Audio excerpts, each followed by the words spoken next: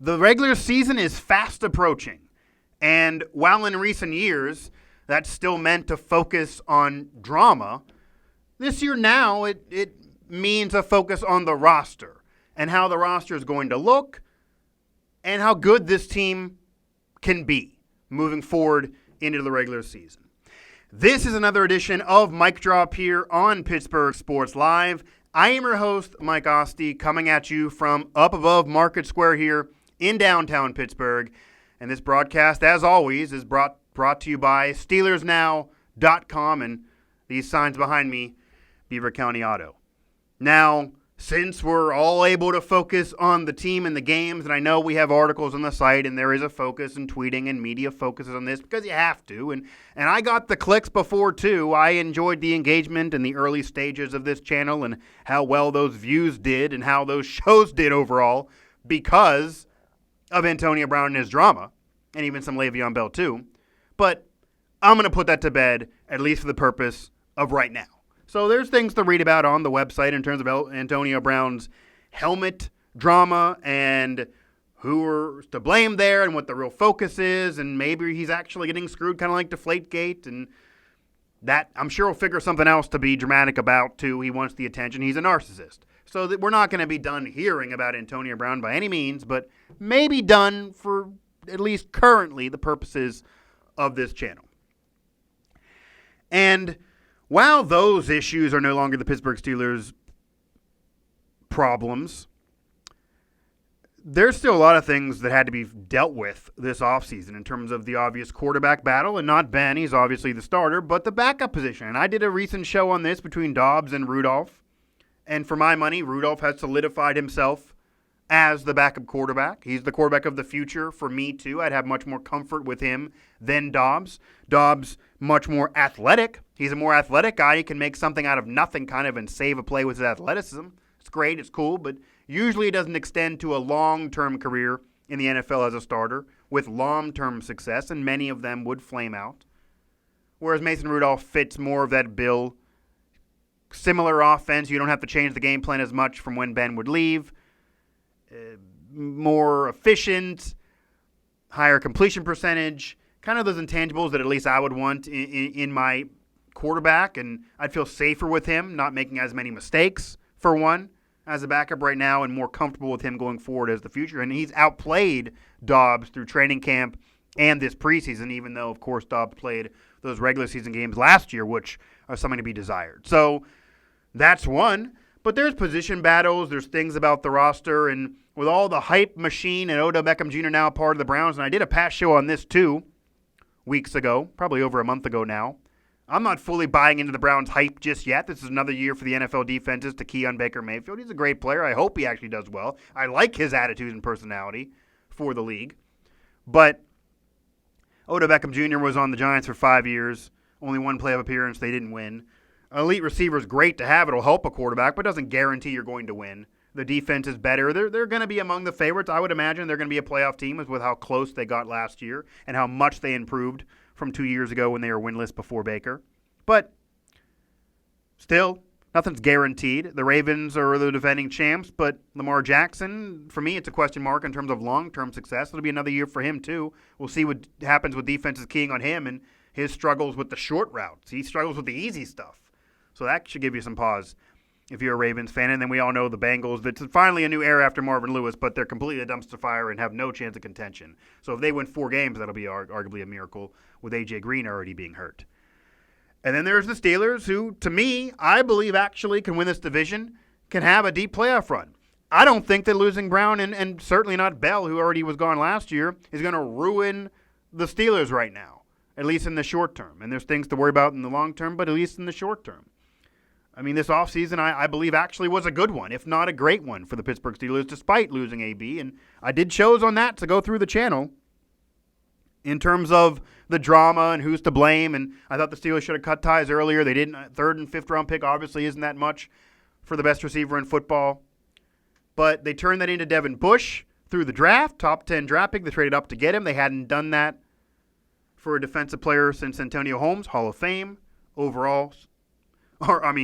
Since Troy Polamalu, defensive player, Hall of Fame overall, Santonio Holmes, who won a Super Bowl MVP. So that's a lot of hype, but everything we've seen from rookie minicamp, the training camp, he's calling out plays. He's intelligent. He's already learning the plays. He's a leader in that locker room already from what we're hearing. He's incredible in terms of his athleticism and getting in the right spots. And yes, he's not perfect. He's made some mistakes in some of those preseason games, and actually he talked about that. He's very, very hard on himself. I wrote an article about that for SteelersNow.com, and also there's interviews on our channel in terms of his thoughts, in terms of him being hard on himself and being a perfectionist, which is what you want to see right now from him. He's already great. I expect Defensive Rookie of the Year from him. But to be that fully Ray Lewis effect, which I talked about in a previous show, that you can scroll through the Mic Drop channel here on Pittsburgh Sports Live and find. But he'll need to be better, obviously, to have that happen. But right now, I mean, I expect Defensive Rookie of the Year. Bringing in Steven Nelson to really help the secondary. Joe Hayden injured, so that's going to be a negative, but we'll see how much he can give. I think he has something left in the tank.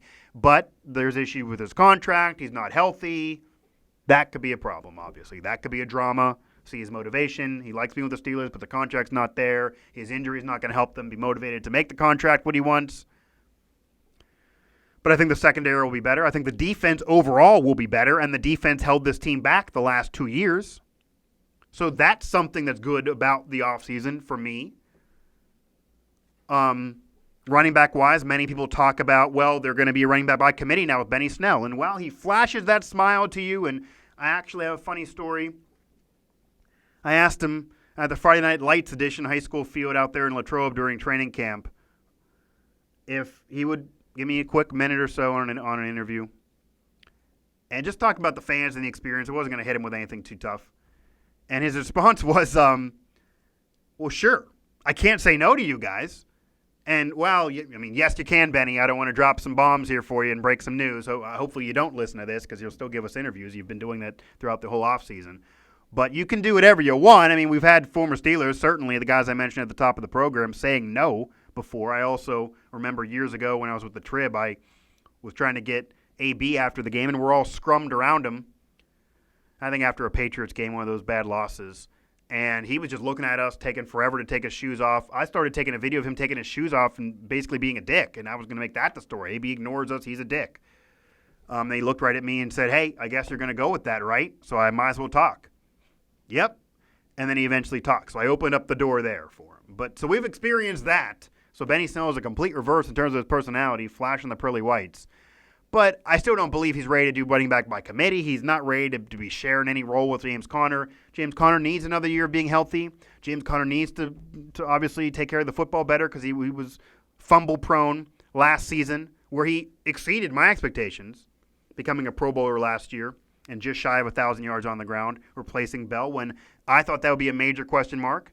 He obviously wasn't healthy at Pitt, the whole cancer situation, not even healthy in high school. There's a lot of concern. Will he give you a full season?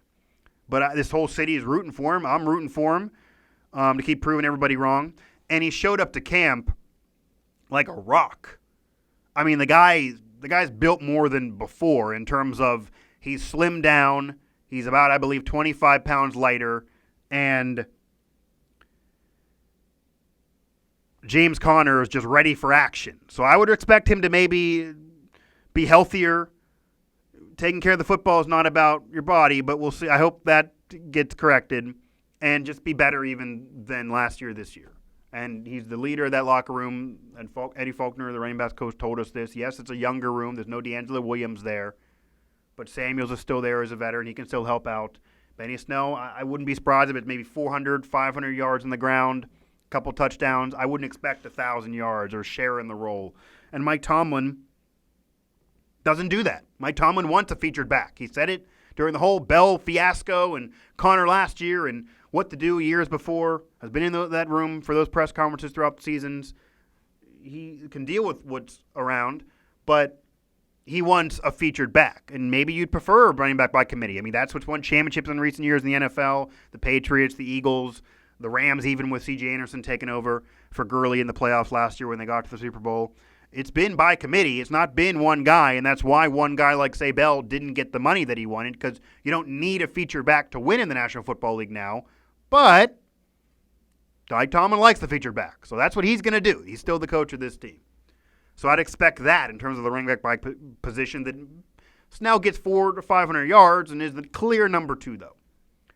Then to the receiver position, because this is another big deal. We're going down big deal. Quarterback, running back, receiver. Not necessarily what's the biggest deal to this team this year, because quarterback would be not the biggest deal. You don't want Ben to miss games, but when he would, you want obviously someone to come in and be serviceable, but that's more for the future. But receiver is a big deal, and I've done shows on this too, as we kind of recap the offseason and kind of figure out the roster coming into this season now. James Washington, to me, is going to be that guy to step up, and I've said this before. I'll say it 1,000 times. I know all the fans are all about Moncrief, and he's been good before. He's had numbers before. He's a veteran in this league. He's been injured, so you haven't really seen a full body of work with him, and he did play for the Colts that year without Luck, when Luck was hurt, before now this early retirement, and wasn't great there, and that wasn't with a legit quarterback like he'll now have with Big Ben. I hear it all, and I'm sure he'll be good. I'm not saying he'll suck. But James Washington is the guy that last year Big Ben said is going to be good. He liked him. And yes, he criticized him a little bit, but he wanted to make him better. That's what Ben at least has been saying. Juju is the clear number 1, but without AB there, Juju's going to have more of a difficult time dealing with corners, dealing with double coverage. You got to have a number 2 to spell him. And based on what we've seen in the preseason, more so than camp, because I will admit Moncrief was better than Washington in camp for sure. Maybe even Eli Rogers was even better than James Washington in camp for sure. But from what we see in the preseason, James Washington, at least, certainly from Rudolph, that Rudolph-Washington connection from Oklahoma State, that's looked good. Maybe that's the future of this team 2, 3, 4 years from now. And James Washington, I think, is emerging as the number 2, going to get at least the most chances to be the number 2. But not just him. I mean, look at Ryan Switzer. That's another one.